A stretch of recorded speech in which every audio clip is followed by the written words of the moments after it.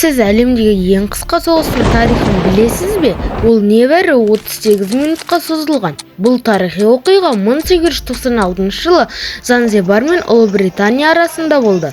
1890 жылы Ұлыбритания мен Германия арасында жасалған келісім бойынша Шығыс Африкадағы стратегиялық маңызы бар Занзибар аралы Британ империясының ықпалында болды. 1896 жылы 25 тамызда Занзибар сұлтаны Хамид ибн Туфейни қайтыс болғаннан кейін Халид ибн Баргаш сұлтан болды.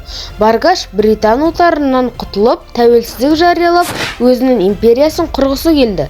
Таққа отырған Баргаштың қасақана әрекеттері билікті алаңдата бастады.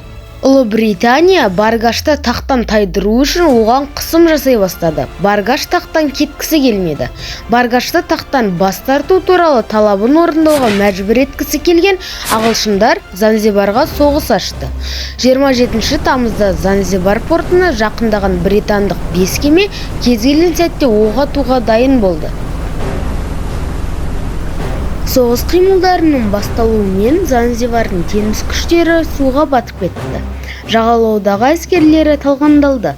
Осылайша ағылшындар 38 минут ішінде Баргаш империясын жеңіп шығады.